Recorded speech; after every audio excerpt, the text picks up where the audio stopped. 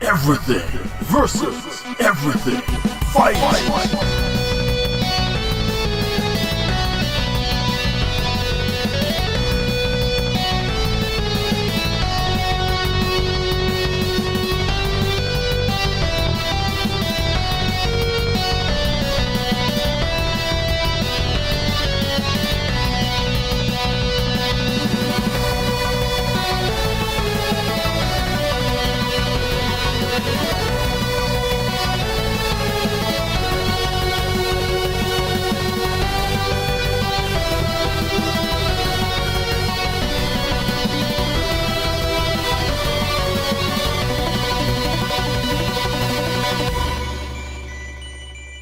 Hello, welcome to Everything vs. Everything, episode 14. I'm Alex, and with me are two people who you might know by now. Yes, I'm Ewan. Hello. And I'm James. Woo! Hello. Anything else to say? I'm doing pretty well. I was, Good. yeah. I was having a bit of a bad day the last time we recorded, but I'm doing a lot better now. Oh, well, that's good to know. Glad to hear it. Yeah. How about you, Ian? I'm still doing good. I'm actually quite excited about this episode. I think there'll be some good. good stuff to talk about. So. Oh, interesting. It is interesting. I'm excited now. Ooh, I don't even know if I have a thing for the first segment, but let's find out. As we go into Bring a Thing.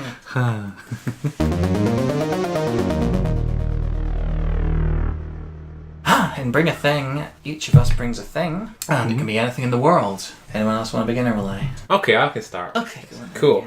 Big thing, this one. Oh. I'm bringing dogs. Oh, Dogs. dear. Oh, yes. Dogs This could go bad. This could be quite interesting. Our Yes. man's best friend, our canine companions, dogs. Mm-hmm. Dogs are fantastic. They're great. They're the best things since sliced bread, which isn't on the list yet. so- True, actually, yeah. If you think about like how lovely dogs are, how nice they are, how much better than humans they are, I might be with you on that. I feel like dogs should be appreciated as like, again, I think the sort of thing of like man's best friend, the sort of species that we most sort of get on with on this planet most of the time. Like in society, we've got dogs doing loads of different jobs for us. True. Helping the blind, helping the deaf. There's dogs that will remind you to take your medicine. There's dogs that are there for people who have panic attacks to sort of like give them assistance and comfort. I was telling you recently, Alex, about cheetahs that are in captivity. This is an interesting thing, James. Cheetahs are in captivity. They're very scared animals, actually, very skittish. And zookeepers have discovered that if you give them a dog companion to hang out with, that they get really calm and can sort of hang out. And you can Google this now and see dogs, cheetahs, sort of companion or something. They can see a load of photos of lovely dogs helping out cheetahs. So they're really great and they're really useful sort of animals that we can sort of teach them to do loads of stuff. They're helping the police force. They're helping in the fire department as well. Sometimes they have to send them in. A recent tragedy had to sort of send in dogs because of the floors that they were sort of going into a human couldn't stand in. So that's useful for that. They've been helping us to some extent or other for thousands of years since man was first like stepping onto the scene of the world. There's actually a new theory because a lot of people think that like dogs were domesticated by man, but I was reading up about this because I was wanting to know more about dogs, that actually dogs kind of chose us. Some scientists are theorizing this, that like some sort of proto or pseudo wolves that had a kind of friendliness gene in them that were sort of like were approaching humans and decided like not to attack us, not to sort of like try and fight us, but instead to sort of help us out. And that kind of gene, because of the fact that humans like decided, oh, okay, this animal is like useful for hunting and useful for being like a sort of a safety alarm for security and that kind of stuff, I'll let it sort of hang out in my either village or cave or whatever. And so dogs were kind of partially adopted by humans and humans partially were adopted by dogs kind of thing. Okay. It's an interesting theory to think of, but if you really think about what other animals have we tried to domesticate, I mean, I guess horses and that kind of stuff, but most of the time, like, as proto-humans were, we would attack almost any other animal that we could and sort of eat it. So why did we decide suddenly, oh no, we won't attack this animal and eat it, we'll try and train it up, kind of thing. So they say that's one of the advantages that humans had over the Neanderthals, is that sort of we got dogs and they didn't. A lot of scientists have posited that. There's also things about cave paintings. This is a very interesting theory that I didn't know about, but apparently almost all cave paintings were drawn about prey, such as like antelope or deer or wolves or that kind of stuff. Well, there's very few, if any, paintings of dogs, and people think that's because we didn't view them as prey but as companions. And there's actually certain pre-man kind of monuments or like ritual grounds that have like dogs as being a part of it, so we almost like worshipped them or sort of made them like as a good thing in our culture. So yeah, dogs are fascinating and interesting and lovely and great. I like dogs. I like dogs too, because I feel like I'm going to come across as the bad guy here, Yes. because I feel like someone has to put across the maybe slightly more negative side of dogs. 'Cause What's they're that? not perfect. Well, to begin with, as the Ladybird book of the dog has it, and this is like the Ladybird book for yes. adults, not the old kids Ladybird. The books. main reference book Yes. to dogs. Yeah, the main reference book for dogs. It starts off by saying how great they are, and then it says, but they also smell like a bobble hat full of corned beef that's been left on the parcel shelf of a car during a heat wave.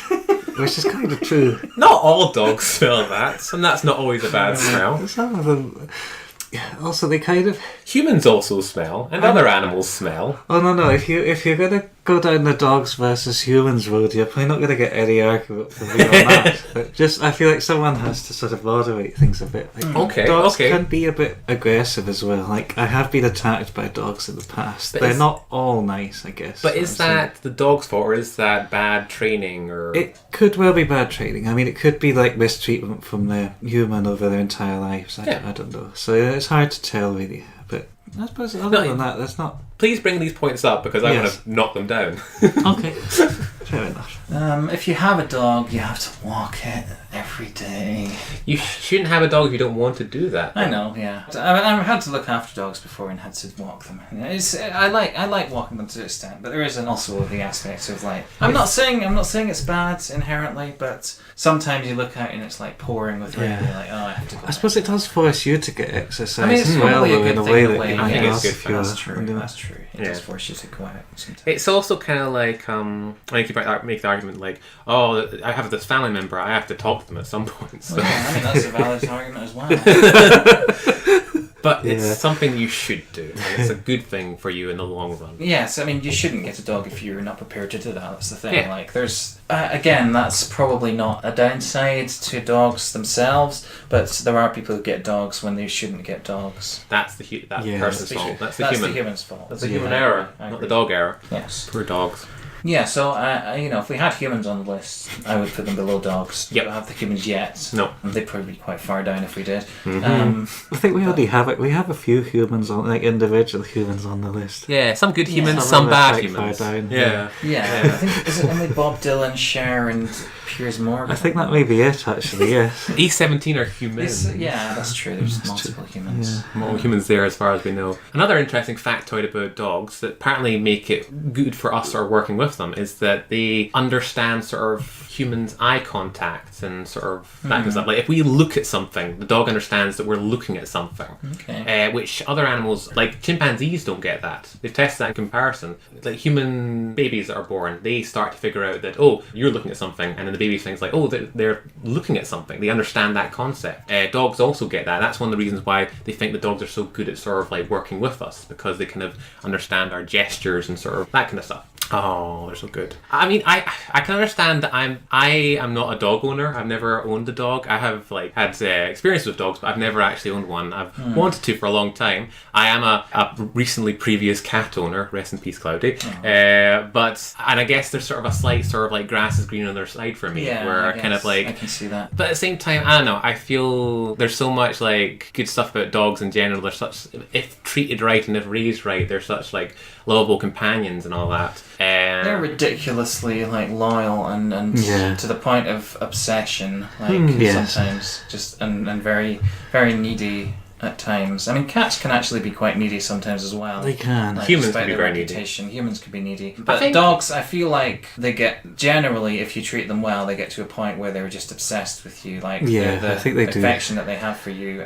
just is beyond the bounds of anything else just about. Which is Maybe. nice in a way, but also I mean, I guess it's like you're a big part of their world kind of thing. Yeah, but you hear all these stories about dogs. I mean, maybe some of them are exaggerated or made up. Dogs like waiting for years or for their owner, or like in Futurama. Like in Futurama. And, Such a sad bit. Yeah, that's true. But that's the kind of equality that we also kind of put up as very good in a way. I know, yes. I mean, I'm not saying that's a bad thing, but no, I'm not saying it's a bad thing at all. Like, it's sort of heartwarming. There's a sort of part of me that goes, is it weird that we've trained these animals to be this way towards us?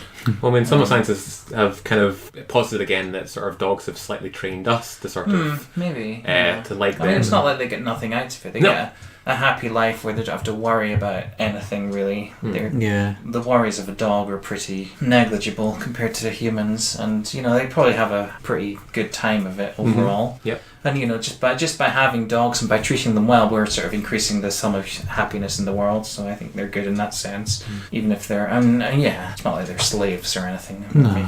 They're one of the few creatures that do display loyalty, which is very unusual. I mean, I guess other animals maybe will show loyalty in like their pack or their family unit or something like that kind of stuff, but dogs have figured out a way to do it for, I guess, their extended pack, which I guess is the family and that kind of stuff. But you could also, I'm sure if even like a friend of the family, the dog might sort of also show like loyalty or kindness towards as well. So, which is, again, I mean, I think that they represent a lot of the good qualities of humans without a lot of the bad stuff. That's true.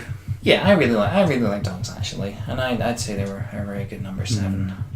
I like most dogs. Here we go. You never need a waste disposal unit or a food waste bin when you have a dog. Yeah, basically like useful. One of those. Yeah, and I feel I should mention something that is a bit of an obsession of mine when it comes to dogs. Just the fact that compared to any other species, they're ridiculously varied. Yes. In their Yeah, I was thinking the same thing. Yeah. There's no way if an alien came to Earth and just looked at, like, judging things from their appearances, there's no way they'd say that thing is the same thing as that thing. If you had like a Dalmatian, a pit bull. Yeah, a Dalmatian or a pit bull, or like a Chihuahua and a Great Dane, Rottweiler or something. Yeah, it's true. Yeah, it is. It's one of the things that's quite interesting about them as well, is that the amount of like breeds and varieties there are kind of thing. It's just nuts that you can do that with breeding. It is. Yeah. Anyway, it's just a tangent, but worth noting. It is something to know about them. They're definitely very interesting. So if you don't like one kind of dog, you might like another type. Yeah. If you don't like a big one, you can get a small one or a medium-sized one. True. There's ones that are kind of more friendly and sort of need attention and looked after, and there's ones that are more independent and don't need so much, sort of can be quite like left on their own devices and be all right with that. Cool. Right, where should I put them? Well, here we go. I'm going to suggest putting them number 1.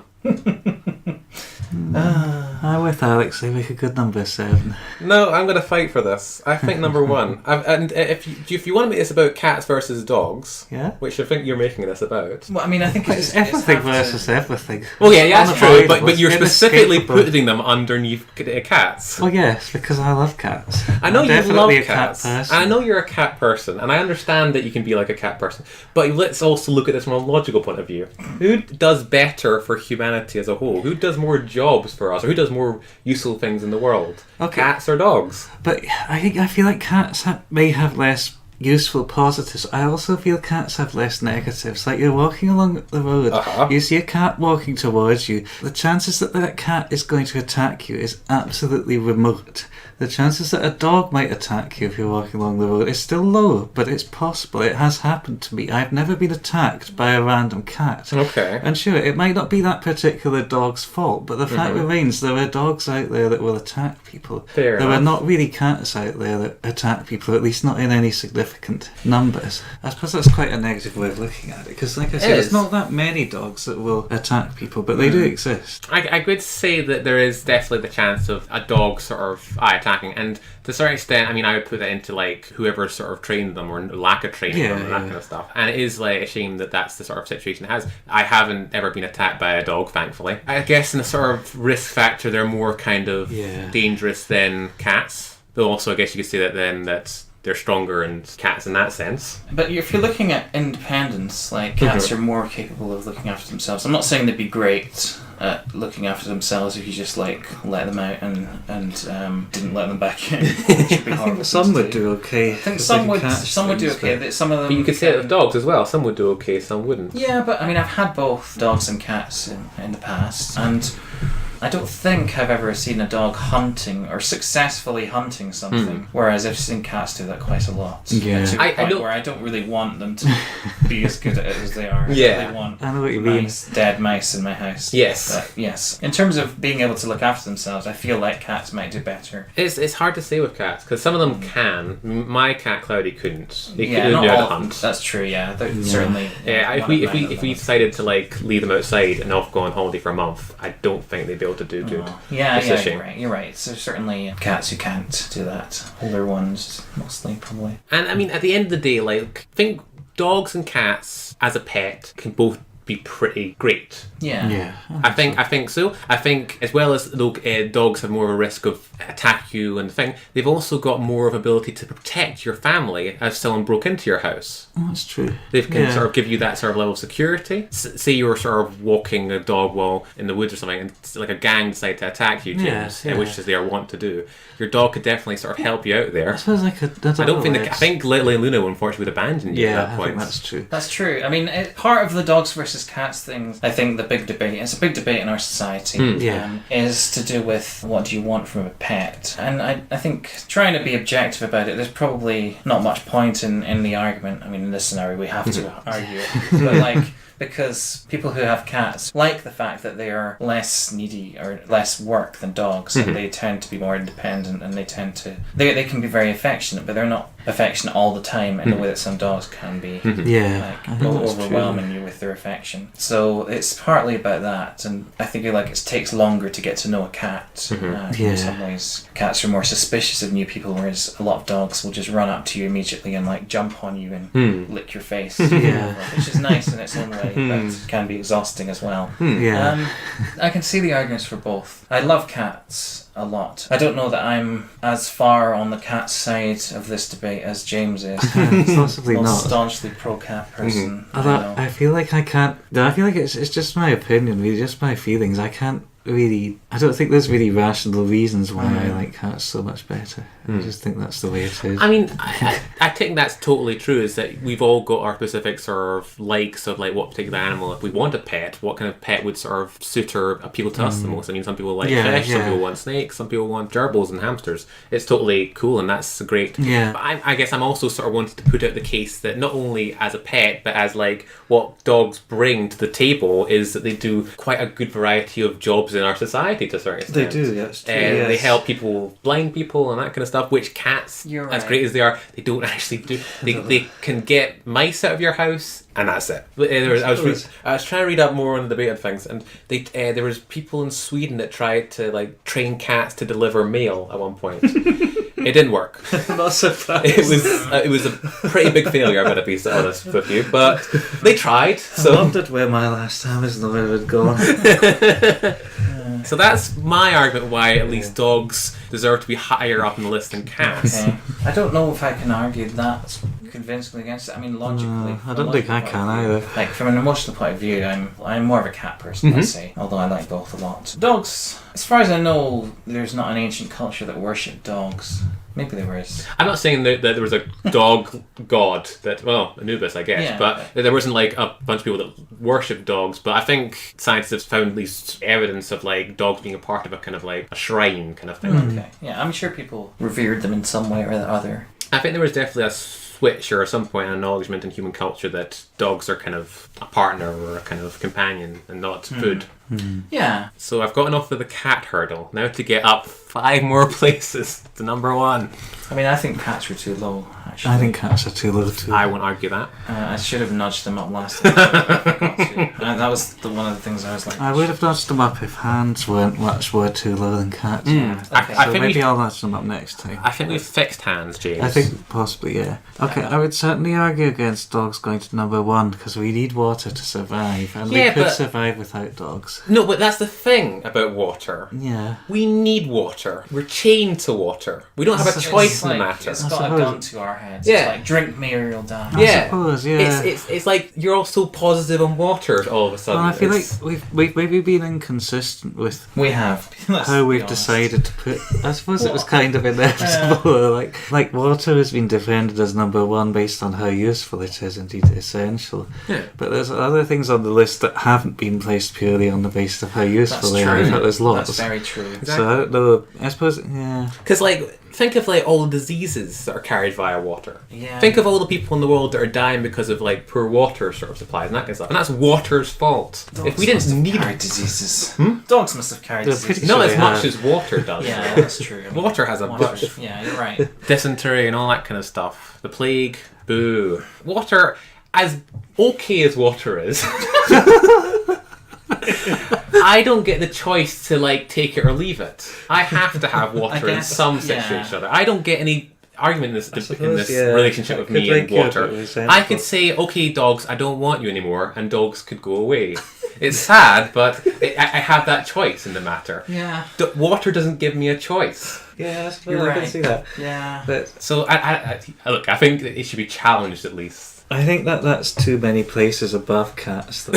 Well, Like, you think you've got an option to bring cats higher. I will James, probably I will bring think- cats higher I at the think we end might of have this. to settle this via nudges and grudges. Okay. I say settle. I feel like this is never going to be settled, this particular No, issue. probably I think not. by just adding this, we've just ruined nudges and grudges for the rest of the whole podcast because everyone's just going to constantly be nudging up and down cats and dogs. But still, You need to get Laurie on here. We need more cat people. We do. need more I think people you've on got our the side. majority of cat people on. Well, I don't know I about don't that. even know if Heather's a cat That's person. what I was wondering. The And person who brought cats? Laura is probably more a But dog she person. might be more of a dog person. Maybe. Yeah. Maybe, I don't know. Anyway, dogs number one. Yeah, I don't know. I don't know about that. You've made some very good arguments. I've done my You have made best. good arguments. I came out fighting. And part of me wants to concede it just to shake up the list, but also you're right, James, that's too high above cats. But yeah, cats are in the wrong place. So You cats can't are use in the the wrong argument place. to me. Yeah. Okay. Maybe we just need to vote. Okay, I know James would vote against picking at number one. This is a. Yeah. You would vote for picking at number one. Mm-hmm. Dogs Okay. deserve to be number one. I might vote for number one just to shake things up a bit. Yeah. Interesting. Because you've made very convincing arguments, and I think Nudges and Grudges is going to be the place where this battle is fought more. I think More, inevitably so, yeah. yes. So, Fair enough. Okay, fine. My God, what are we doing? Wow, dogs going at number one. Boom. Never thought I'd say that. Big way to start off this episode. Yeah. Yes. What can follow this? I'm not sure I'm going to bring anything because that was twice a normal discussion line. So maybe Okay.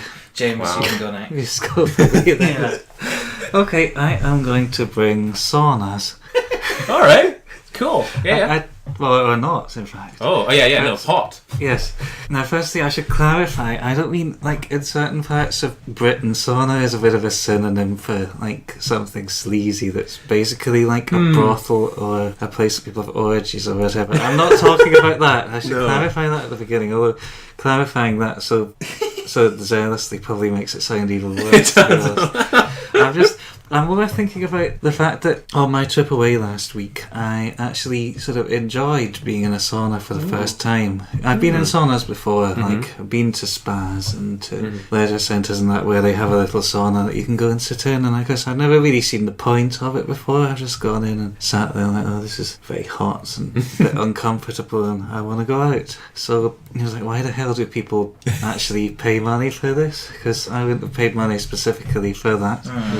But I went to this big water park when I was in Berlin. It's just outside Berlin. And they have the most amazing spa in there, which has lots of different saunas, like traditional type ones and less traditional type ones. And it's just, the way it's presented is really amazing. Like, they're in like buildings that look like old Eastern temples and things like that, a lot of them. And others are like in buildings that look like Swiss chalets and things like that. It seems to be quite a sort of tradition over there in Germany. They do this thing on the hour where the person who like runs the sauna comes in and they pour cold water on the hot stones to like produce steam, and then they take a towel and they just flap it to like cause the hot air to circulate all around, and they just sort of flap it at all the people sitting on the benches in turn to like, so you just get this like blast of hot air into your face, and it's almost unbelievably hot, like the way I feel like it does weird things to your sense of temperature, because you feel like I can't be this hot and surviving it, but yet you are somehow, and yet it's weird, it feels sort of cleansing to like sweat that much. And I actually went out of one of the saunas and went straight into the freezing cold plunge pool, which is something I would never normally do because I hate getting cold water, but I'd got so hot in there that I felt that was the only thing that could actually cool me down enough, which I guess is why they have it there. So it felt really nice. I don't know how to describe it. I'm probably not describing it well, but I just thought because I'd had this experience, I sort of got the point of them a bit more, that I would Can I just inform you, James, that you've got a swimming pool very near to where you live, and they have a sauna in there as well that you can access for free as long as you've paid to go into the swimming pool. The Drumbay? Yeah. They have a sauna? Yeah. I didn't know that. It's a very small one. I don't know if they did the last time I was there. It does seem quite new, but it's very good facilities there. Fair enough. I might give that a try then. Oh, the other thing they do, when they're doing their thing where they're like fanning everyone, it's like, I never understood until that moment why a fan assisted oven needs less cooking time than a normal one, but after that I'm like, I think I get it. They also like, they bring in a tray, maybe it was just this sauna, maybe it's a traditional thing, they bring in like this plate of like slices of orange, and they like give each person a slice of orange, so they sort of suck on it to get a bit of rehydration. Wow. And that just seems to be part of the ritual, and then at the end everyone like thanks them. There was even like a starting of applause as the sounds very.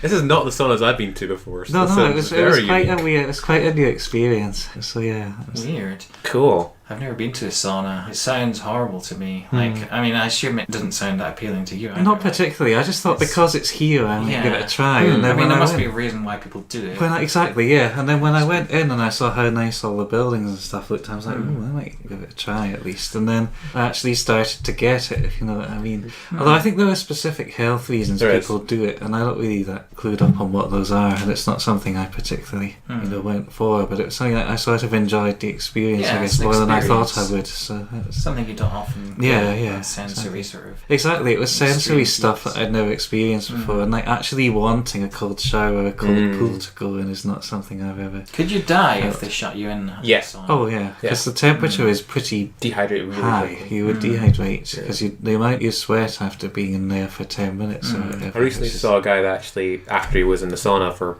unfortunately too long, he just almost collapsed, kind of thing, because he just overheated and that kind of stuff. And that's the risk. You have to be very careful when you're in there. I was thinking but they're very secure. Like at least any modern sauna would be. There's even like a big red button that you press if you feel unwell to sort of like alert people. Like, okay, someone needs help.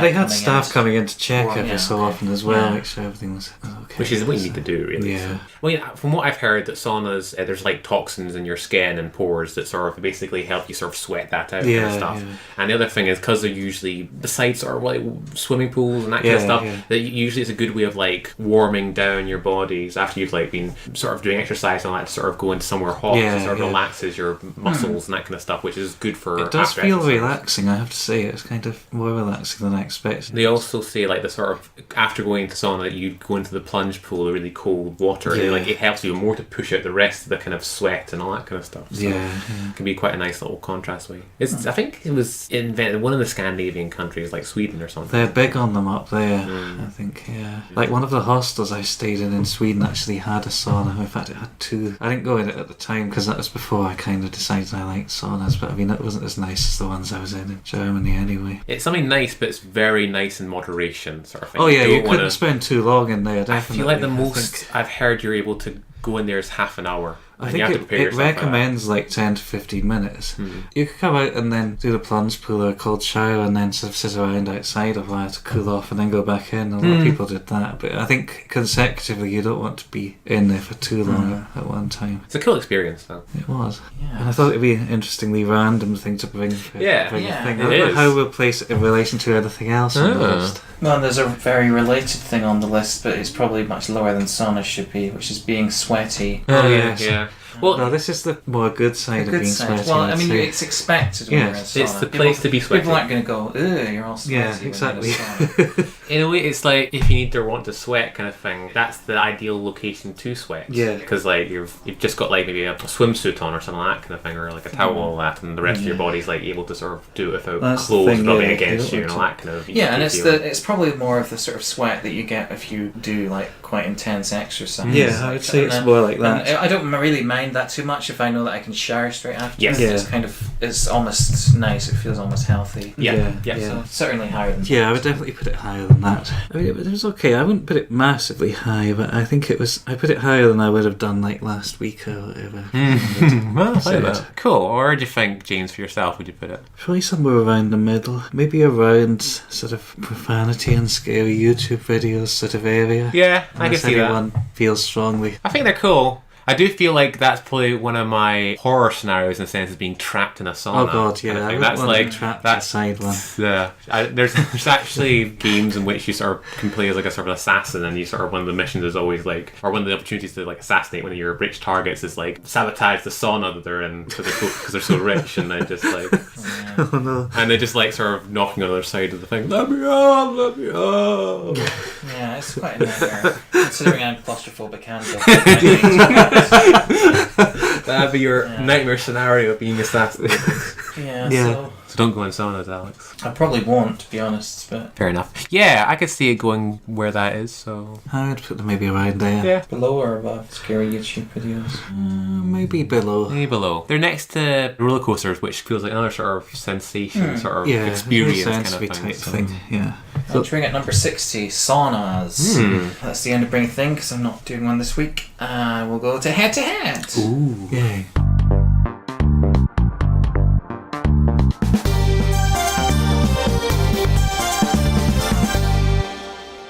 Sure what we're doing for head to head today. I had an idea and it's quite related to saunas, so I don't know if we should still do it or... Oh, really? Wow, that's very... Saunas versus steam rooms. Yeah. No, I mean it's in the same ballpark as saunas, so we could maybe we could segue into it. Could make the episode thematic. Yeah. So the idea for today was being too hot versus being too cold. And I'm thinking here not like you're gonna die in either scenario, but just you're a bit too hot or you're a bit too cold. The too cold is like, oh, I really should have brought a jumper with me, shivering, but not about to like freeze to death or anything. And the being too hot is like, you know, taking off layers and being like, oh dear, this is uncomfortable kind of thing. It's not sauna level hot. No. But yeah, it's just the general sort of which is worse. I know which is worse for me. Yeah, I know which is worse for me as well. Okay. Yeah, so for me, being too hot is worse. Yeah, and ironically, since I've just been extolling the virtues of saunas, being too hot is also worse for me. Yeah, I would say that for me as well. I prefer being too cold. I feel like it's easier to warm yourself up by putting another layer on or wrapping yourself in something, or even jogging on the or even just moving about a bit. Whereas when you're too hot, it can be difficult to practically cool off enough. If you've already taken off as many layers as it's acceptable to do so in the current situation, and you've already opened the window or whatever,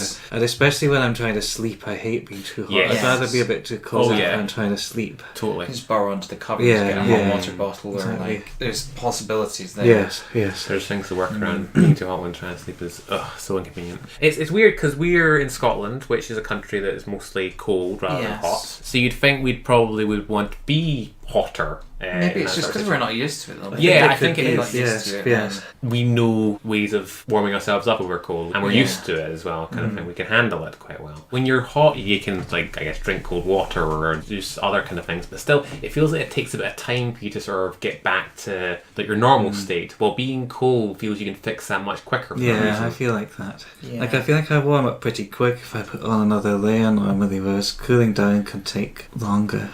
Well, there's something nice about if you're out in a really hot day and you walk into an air-conditioned building. This is lovely. Generally, apparently, women tend to dislike the cold more than men, so we might be biased panel here. Maybe.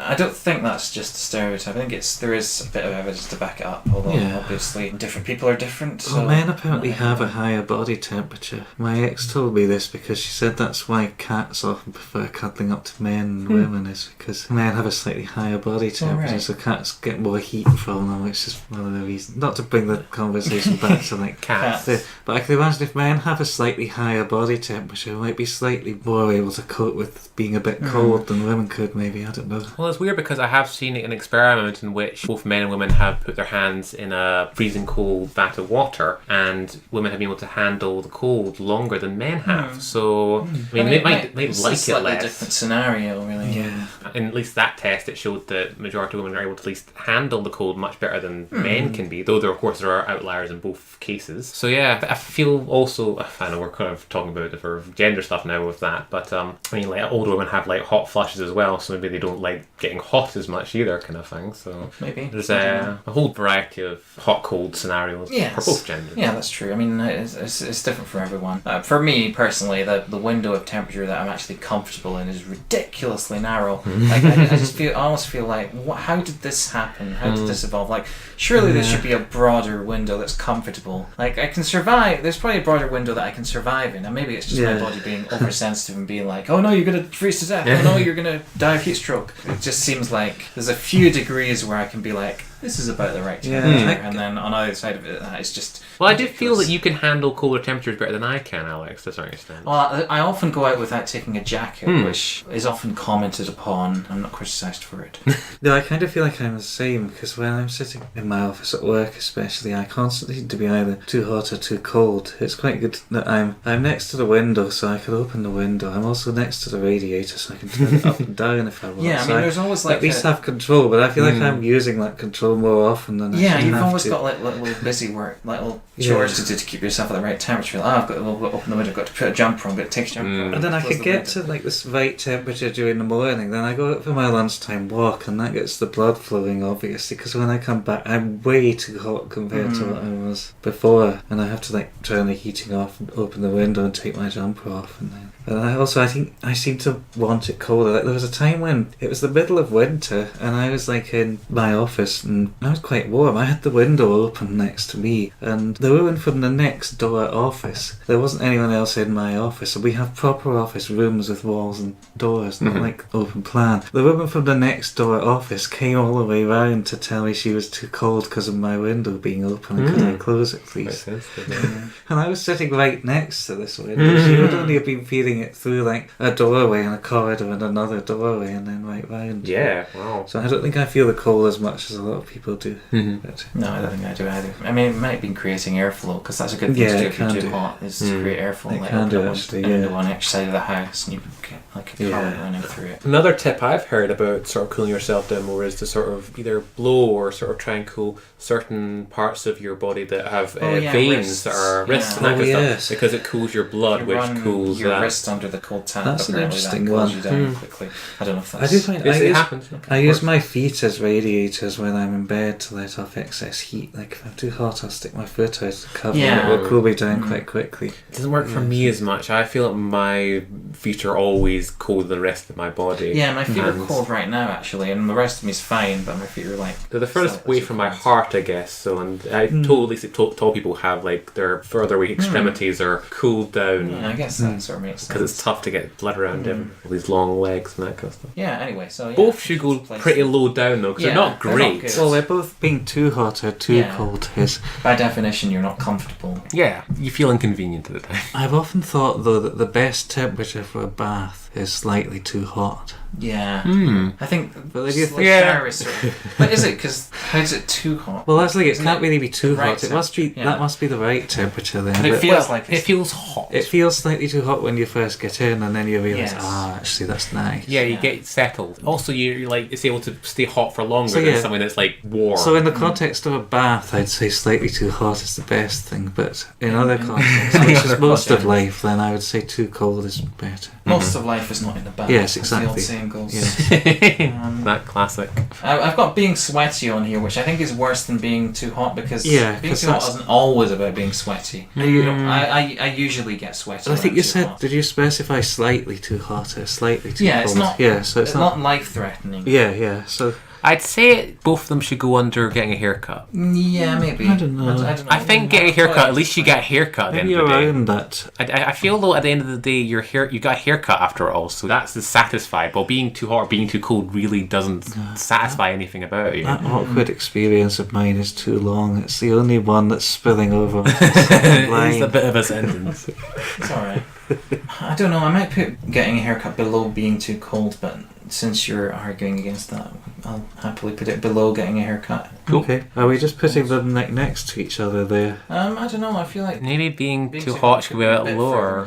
Yeah, maybe. Maybe just above being sweaty, because they go together. Yeah, that makes They are sense. definitely interrelated, but like being sweaty is to me one of the worst parts of being too hot. So it's maybe fair enough. Worse. And the American tipping system, as not great as it is, again, it's in America. So while I can be a bit too hot anywhere that's hot at the time. Okay, there we go. Being too cold enters at number 97, followed by being too hot at number 100. Woo! Woohoo! And that's head to head for today, and now we move on to the thing about that.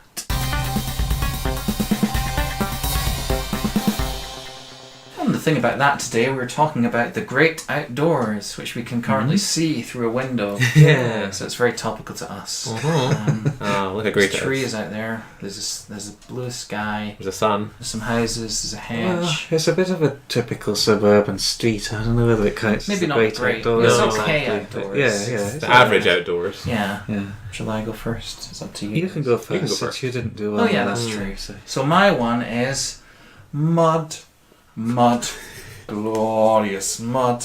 Nothing quite like it for cooling the blood. So follow me, follow down to the hollow, and there let us wallow in glorious mud. So you bought Mud the substance or The the substance, song? not Okay, that song. fair enough. Not that song, okay. The substance. Just put that song aside For now. Just a little intro. So I thought I'd make this a musical. I'm afraid I podcast. haven't great. prepared a song for my one. That's alright. just phasing it in gradually. Because Yeah. test view. Okay. Fair enough. Fair enough, So wow. mud. Mud. It's sort of like a mixture of dirt and water, I guess. Mhm. It's like the wet version of dirt. Mm-hmm. It's all squidgy.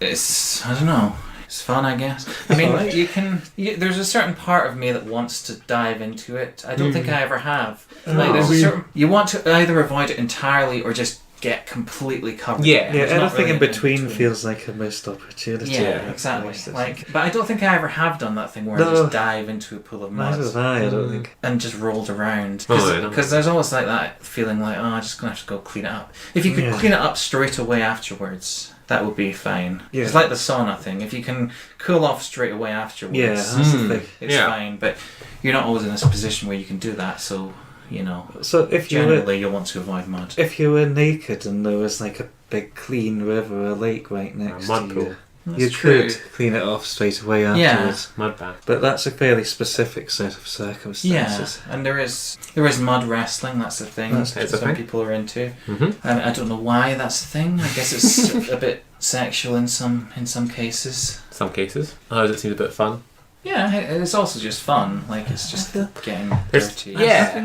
I'm finding this a hard one actually, because in a way I feel like, in terms of its actual characteristics, the fact that most of my life mud has probably been a slightly negative thing that I've either slipped in or got covered in, or like both at the same time, Or an but obstacle. not covered enough for it to be satisfying.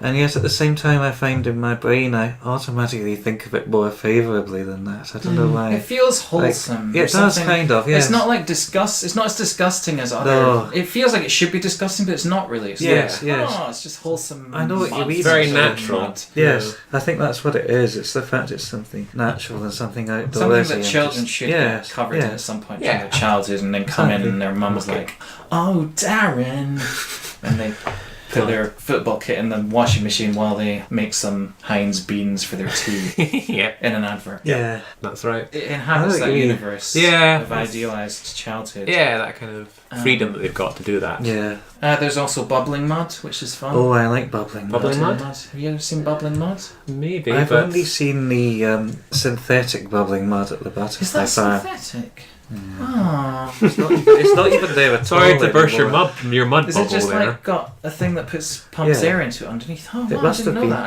I thought it was like Natural. an I assumed it was. occurring I assumed bubbling it was done that way. mud. It probably was. It's not. I never questioned it before now, but you're right. It's not there anymore. Oh, but Well, bubbling mud was a thing, wasn't Bubbling mud is a real thing. Okay, like yeah.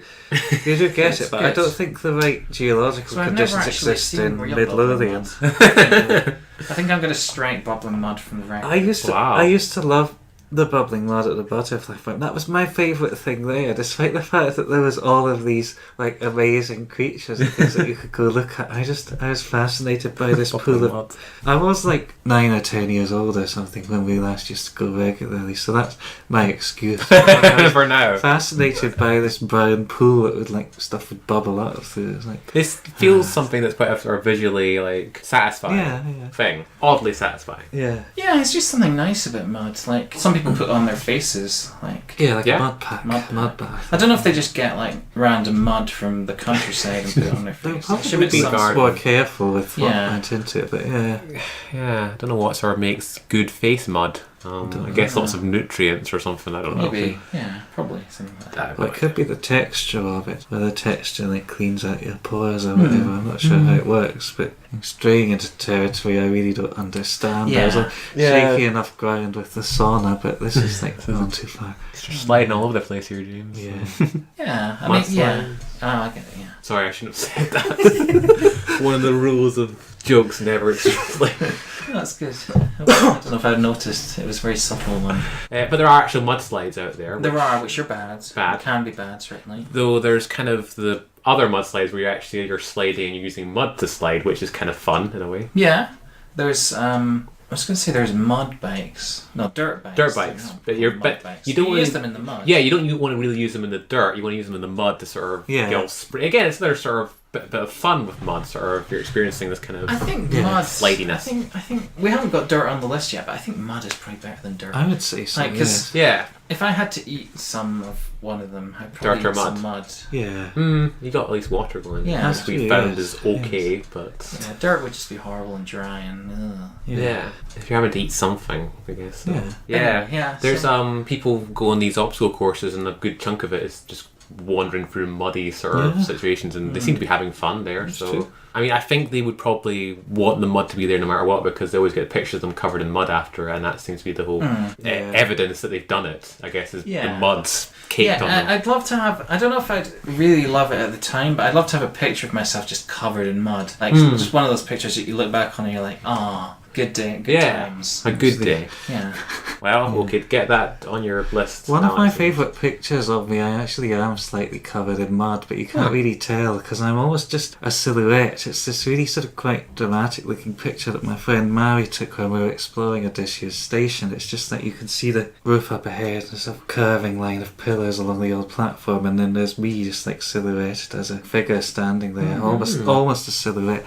But what you can't tell is that a few minutes or maybe seconds before it was taken, I just slid down a huge pile of mud in the middle of the station, got it all down me. Excellent. So actually, I am covered in mud in that picture. You just can't really tell. That's still a good bit of experience there. Yeah. It's nature's cushion as well. Like it is. It gives you a bit of a soft landing. A little bit, yeah. Okay, where should we put it then? I don't. As you said, it's very difficult because it feels. I do have positive associations with it, but it's still like it's just some dirt. Yeah, basically. Yeah. I don't think it should go above Iron Brute. No. No. That's pretty high for it, I think. Yeah. I don't even think it should go above Saunas, to be honest. No. Yeah. I don't think it should go above Slippers. It's slipping down the list. There's mudslides happening right now. That's the trouble when we start. Around where juggling could be, maybe is when we start subjecting it to the harsh light of scrutiny, we see the parts dry up. Yeah.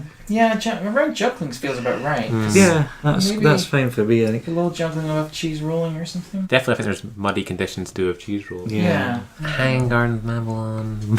Mud is better than Hang Gardens of Babylon.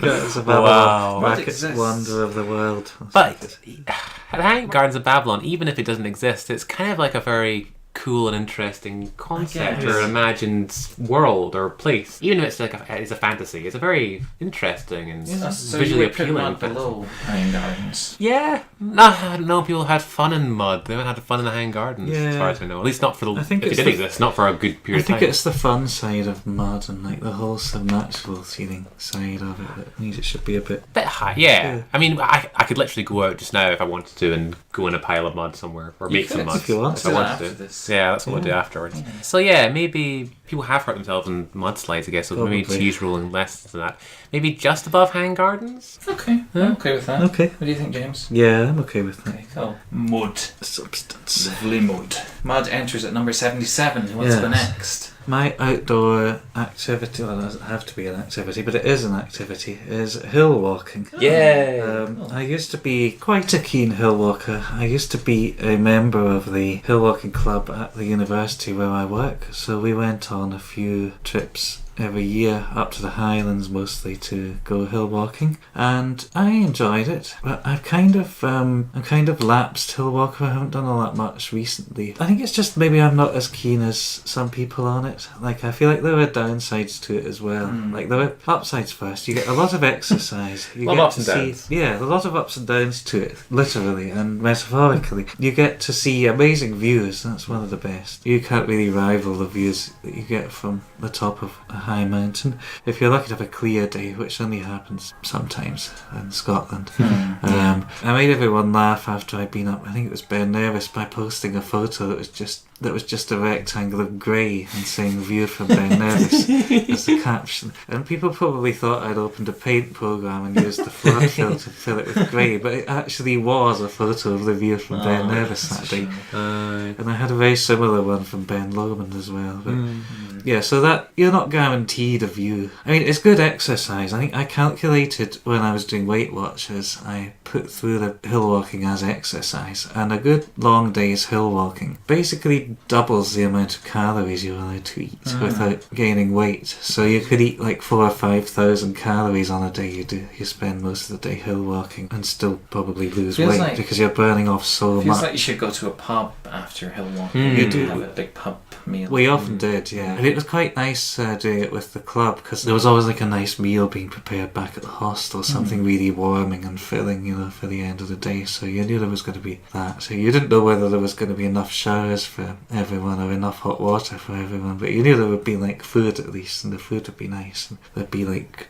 drinking in the evenings, and sometimes in some nice little Highland pub with like the low beams on the ceiling and stuff. But yeah, I'm romanticising it again now. So yeah, that's the good side. Good exercise, good views. Means you really appreciate things like a good hot shower and a nice filling meal at the end of it, and a well-earned pint of ale. I think I had a bad experience on my last trip, and that's kind of put me off, I think, because I was nothing too horrendous. Like I'd had experiences that probably would have put a lot of people off right from the start. Another thing is, it's like urban exploration. It can be dangerous. It can be very dangerous. I mean, probably at least a few people every year die hill walking in Scotland. A lot of them have probably, done something daft. It can be dangerous. Like the first walk I ever went on with the club, it was snowy, like there were feet of snow up there, and we ended up going a way we didn't mean to go, which was incredibly challenging. Like it involved scrambling down slopes with big sheer drops on either side and stuff hundreds of feet down. Like you wouldn't survive if you fell off.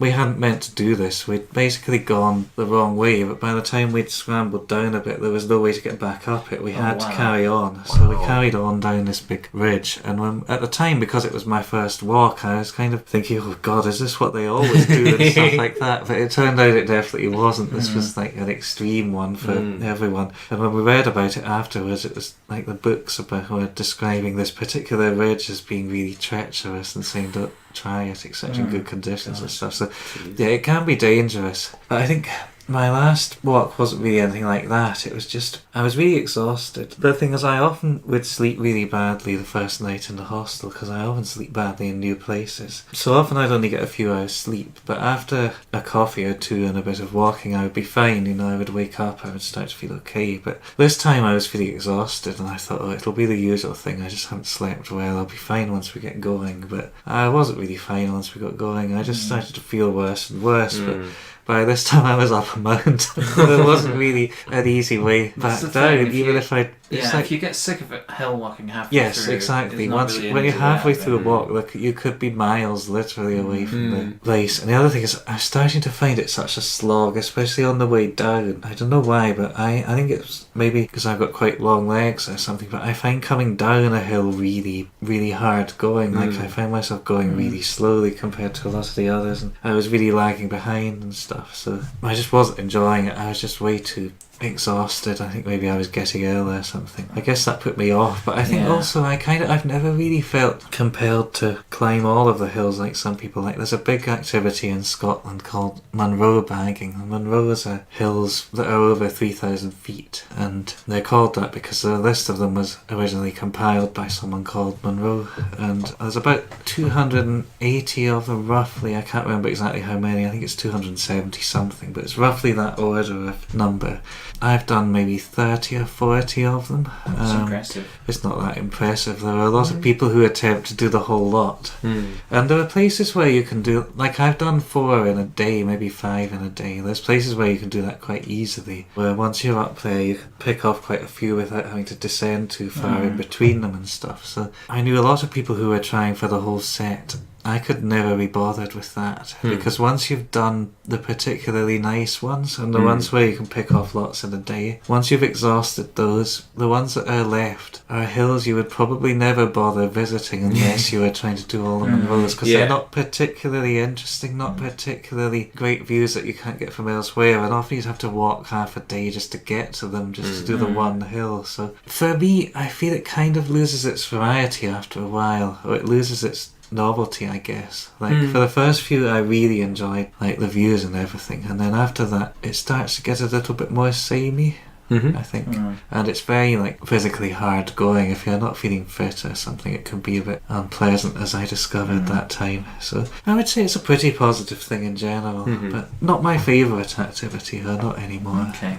I haven't gone on many big like hill walks up huge mountainous hills or anything, but I walk over a hill that's near my house quite a lot. So I don't think that really counts because it's sort of a fairly easy going sort of forested, wooded sort of hill. It's got proper paths. It's not like it's not a proper kind of hill walking where you need to like take a backpack of like supplies and stuff. I sort of want to do that at some point. Although traditionally I've hated that kind of thing. I remember being dragged on walks as a child and absolutely hating them. And there was one where we were in the Pentlands and I just got obsessed with the fact that I was going to die of thirst. Oh, I remember that one. I was there too. I need water. Such a little whiny bastard. I felt the same. Yeah, when I was a child I sort of hated them, but like as an adult I sort of can see the sort of appeal of putting yourself through some sort of endurance test. It's almost like, well, it's not really an endurance test really, it's not like you're like running a marathon or something. It's a challenge. It's a challenge, and it's sort of challenging yourself. I think that's part of the appeal of it, is that. I think there's a reward like you're actually doing something and you've earned the feeling at the end of the day where you can eat and you can shower and it's all refreshing and makes you appreciate the comforts. And I would always get an amazing night's sleep the night after as well. We should go walking in the Pentlands again. I've been meaning to do that actually. I think I'm at the point where a lot of the people in my club would have sneered at the Pentlands because they're like not high and because they're so close to Edinburgh and they're nowhere near being Munros and all of that. But they're nice hills. I think they're interesting hills. I've read a bit about the local history and stuff, and they're also much more accessible. I think I could see myself like going for walks there again. I don't know whether I'll be doing like the big multi-man road trips in the Highlands again anytime soon, but I would like to do some hill walking. I climbed a Berwick Law a few weeks ago. That's the only like hill walk I've done, even though that's like tiny compared to the ones. It's like a fifth the height of the ones we typically climb in the club and stuff like that. Although it was probably just as steep. It's just that it only goes on for a fifth the length of the time by the time you get to the summit. But yeah, it was interesting. You get nice views from there because it's the only hill of that height for miles, so you can see everything spread out below you and stuff. So yeah, I'd like to do more of it, I think, but maybe not as intensely as I have done in the past. I get that. But yeah, hill walking is great, and as specifically said, there's something that's rewarding and challenging about it, and the fact that like if you compare it to say like going on a run like around somewhere else in the same sort of level of distance, hill walking you've got like you get to the summit or that kind of thing, you feel like, oh, that's me sort of arriving there, that's that kind of like gift or reward. That's true. For the it, summit gives you something to aim for, and like a good feeling of achievement when you. It feels like more of an adventure. It does. Yeah. Lord of the Rings theme in your head. Always. Especially when it's snowing. It's like... It's the more sinister type. There's more imagining this triumphant. Oh, that one, yeah. You walk in slow motion over the top. Yeah, one after the other. And someone carrying a big staff. Yeah, it's the main reason to do it. Main reason. Yeah, there is something I guess maybe romantic about it, and I can understand if you've done it quite a lot that maybe the romance does seep out a little bit. But I don't know, it's like it's the fresh air, it's the sun. Well, as long as the weather's good, it's the sunshine, it's the kind of. Oh, I've had a few amazing days of sun when I've been out on the hills, and that's always nice, but it doesn't happen as often as you'd like.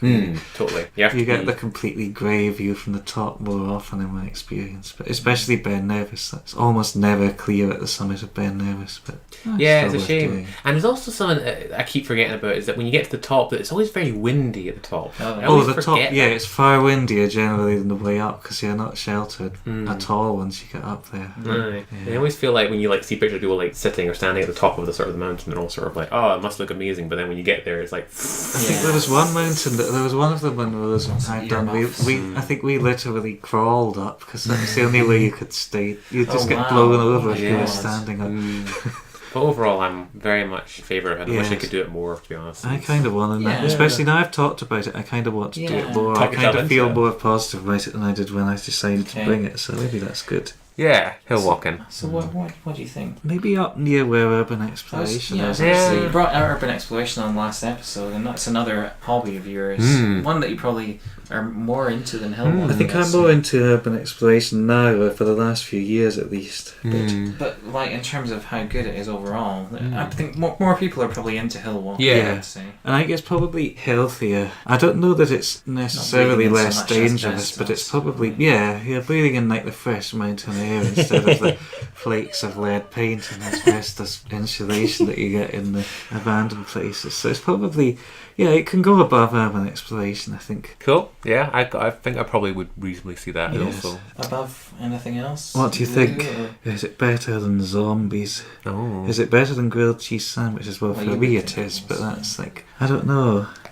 Hill walking. What does everyone else think? I'd probably say I've enjoyed hill walking more than I've enjoyed grilled cheese sandwich. I wouldn't have a problem with it going above that. Okay. Below nighttime or? Yeah, I don't think it's as important as daytime and nighttime. I have been on hill walks in both daytime and nighttime. Nighttime ones are exciting, actually. Really? I enjoyed that. You gotta be careful. You need to be extra careful, yeah. It's probably best to avoid the ones where you have big drops next to the paths and stuff if you're doing it at night. Yeah. Some hills are more safer to do at night. It's like walking along the side. So James, I was thinking, Yeah. Do be careful in your hobbies, James. Yeah. I try. You're not into like the really extreme sports or anything. No. You're not jumping off planes. Slightly dangerous. No. Okay, cool. That's a good one. Hill walking enters at number 32. Ewan, do you have a great outdoors related thing for us? Yes, I think I've got. It's sort of almost to do if you're hill walking, or it's connected anyway. Bothies. Oh, bothies. To keep with our Scottishness, bothies. Do you know what a bothy is, Alex? I feel like I do, but I've forgotten. So a bothy is, and you probably could explain it better than I can, James. You probably use them more than I have. I don't use them that often, but bothies, and I think they're a Scottish thing, but they are sort of, you can find them around Britain, and you can also find them in other parts of the world as well. But they're pretty standard almost in Scotland in comparison to other places, and it's kind of it's sort of man-made shelters out in the wilderness that basically anyone is free to use. Oh, okay. So any traveller who's going either hiking or hill walking or that, and you come across a bothy and you need to sort of like have either shelter for maybe a little bit of time or for overnight or that kind of thing, you can use it. And they're even sort of, I think the majority of them are actually stocked up with like, say, fuel or firewood or that kind of stuff. And I mean, there's a code that you have to kind of you should follow where like keeping it how you. There's the bothy code.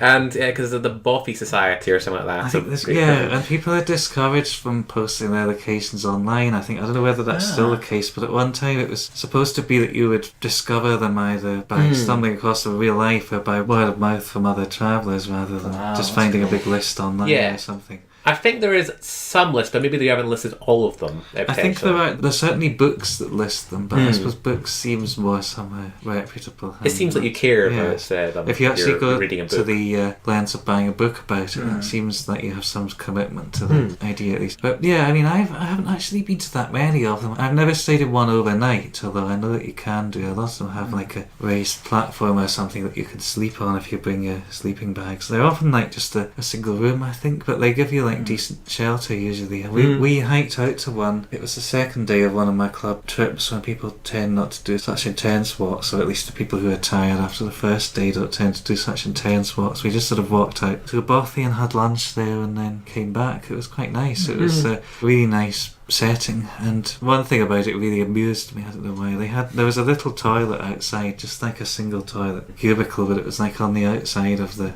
bothy itself. And what I liked about it was it had a bolt on the outside of the door.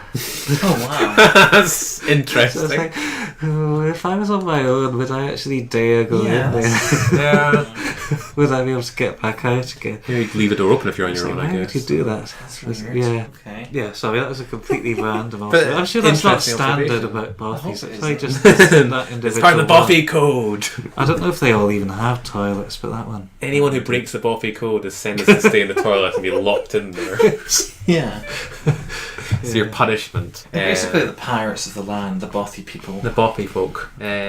What main thing I find really nice about the idea is that literally it's anyone is free to use it as long as you care for it. There's something that's kind of like, it shows a nicer side of the world, I think. That kind of like we're letting anyone use it that's in need of it. And we just encourage that we've left you this fuel, you can sort of restock it and that kind of stuff. I just feel like that's a kind of a niceness, I guess. Yes. I think I know them mostly from reading a Bill Bryson book called Walk in the Woods. Oh yes, he uses them there. Yes, where he's hiking the Appalachian Trail, and they have them there. They don't call them bothies because I think that's a very Scottish word. They're basically the same thing. They're the same thing. Yeah. It sounds like the same thing. So I remember some that good too. stories about them and like the colourful characters that you meet in them. Yeah. Because sometimes like you'll bump into random other people that are hiking and they all stay together overnight and have a little community that forms. Yeah. It's kind of cool. The only one I can remember now is a story that he was in a sleeping bag with no trousers on, and then other people came in and he didn't want to come out of his sleeping bag.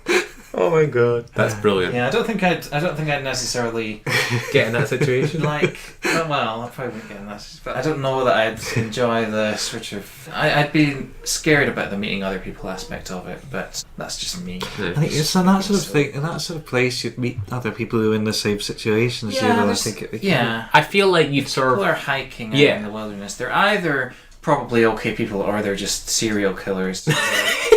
Hiding the bodies of their victims. The number of serial killers is probably quite low. Yeah, in comparison to nice hiking people, yes, I think so. Yeah, and I do kind of like the idea of like meeting other people in sort of like a sort of halfway roads sort of inn kind of thing, but not quite an inn now. So it's just a little thing in the wilderness and sort of sharing each other's sort of goods and stories, and there's something romantic, I guess. There is, yes. I don't think there's anything bad that bothies do. They actually there's people maybe have been in a situation where they needed to find shelter, and thank God they found a bothy. Quite possibly saved people's lives in bad conditions. Yeah, that's true. And they've just been like looking at a bothy map and trying to find the bothy. When I was hill walking, the club had some quite nice kit, and they had these things called bothy bags, and I'd never seen one in action to begin with. And I thought they were just like the survival bags that I had, which is basically just a big, thick, bright orange polythene bag that you can get inside if you need like extra protection. I used to carry that with me. But it turned out when I saw one being used, the club bothy bags were much better. Like they would open out, it was almost like a little tent without poles. It would open out into this sort of round structure with, that you could sit round the edge of inside, and it would protect you from that. Wow. It's like a portable bothy. Kind of, yeah. I mean, obviously not as big or as full featured as a real bothy, but it gives you amazing protection from the wind, like as soon as you sit inside and stuff like that. I think some of us sat inside because it had got very windy and very cold, and one of our number had gone off to try and find the right way because we thought we'd gone the wrong way, so the rest of us waited in the bothy thing, which I was quite impressed by. But Cool. Yeah, bothies. Bothies are good, I think. Yeah, I like them in theory. I don't think I've ever actually been in one necessarily, but I've never used one for its intended purpose anyway. That sounded dirty. So. It's something that, like, it's good that they're there, but you might not need to use them ever. Yeah, I mean, it is good that they're there. Yeah, I think so. Definitely. Positive thing. I feel I should go around where you put hill walking, to be honest. Yeah, maybe. I think they should go quite high at least. Because it shouldn't be really that dangerous. I don't think there's any real downside. Even near where summer I think holidays. they're pretty good things. Maybe not as high as Mario. Fair enough. Maybe under headphones. You get a lot of use out of headphones in comparison to bothies. Maybe under headphones? Then again, under hands as well. Yeah, maybe under hands. If you want. Yep, that sounds good to me. I'm going to argue with that. Yeah. Cool. Bothies enters at number 27. Hey. Quite high up for the old bothies. The bothy folk will be happy about that. Yep. Won't be coming to raid our houses and slay us with their bothy swords or whatever they carry. The bothy code! No, we haven't violated the bothy code. Yeah, parlay, please. Anyway.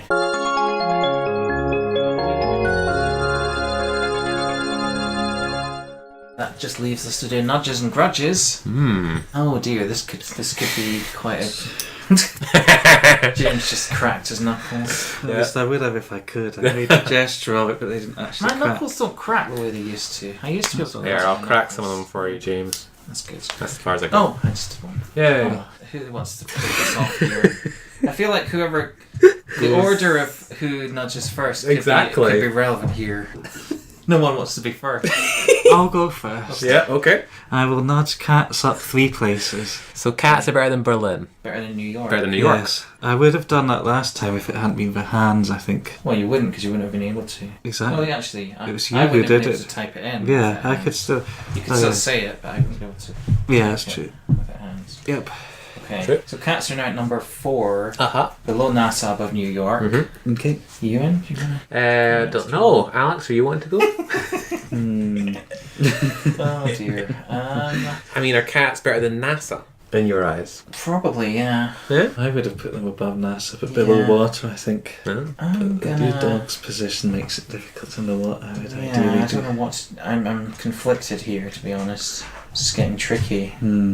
I think the time has come for... I just feel like if dogs are going to be that high, cats should be higher. Okay. Yeah. To sort of balance it. Balance the universe. And I don't know if I want... I'm not going to nudge them above dogs because then you would just nudge them down, obviously. Yeah. So I'm trying to like discourage you from nudging them down by putting them there. Makes sense. But in future, I'm sure we will come back to this. Okay. I'm sure we will. I'm sure someone will anyway. What are you doing you in? Okay. Well, I don't think I'm going to grudge cats down. I understand lots of cat lovers here, and cats are really, really nice and lovely, and feline friends and all that. Yeah.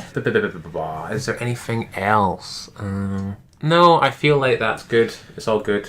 Okay. Let it rest. It will rest for now. I mean, if there comes the point where like someone moves cats above dogs, they have to at least bring a reason that they're better than dogs. When dogs do all these jobs, that our cats do something other than just being cats. Okay, well we'll think about that. Do some. Because you have to at least give me what cats do when dogs help guide blind people around. I don't know. No one's really given reasons for why they've nudged the plastics You don't apart. have to bring a reason. You don't have to, but it feels like you should. Especially when you're nudging something to the top. Well, yeah, So yeah. You probably should bring a reason. That's true. But I don't think we can institute that rule necessarily. No. Okay. Maybe There will be. Maybe discover a kind of like the two others can like trump that if there's no good enough excuse. There's definitely, but they could just like nudge it back down again. Well, I guess I don't know, you maybe should look into sort of having things sort of set in stone at some point, or at least you can't do it too many times. I think the fact that there are so many other people who could nudge things back down probably acts as enough of a break on people. I guess so. Dogs, there are definitely other dog people, and they're just not on this episode. So. True. If anything, I'd say we've probably got a majority of dog people. We might have. I'm not sure. People. We'll see. We should do a vote.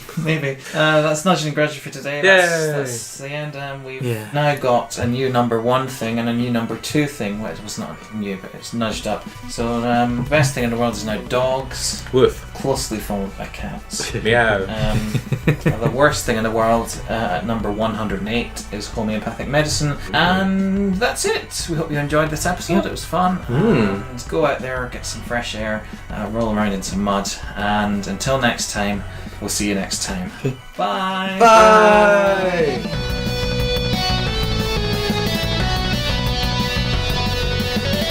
We hope you enjoyed this episode of Everything vs. Everything. Today's panellists were Ewan Gilmore, James Perry, and me, Alex Perry. Visit our website at everythingbeeverything.wordpress.com. Subscribe to our RSS feed, review us on iTunes, and all that good stuff. You can also check out my other silly podcast, Rainy Day Adventure Club, at rainydayadventureclub.wordpress.com. Thanks for listening. See you next week.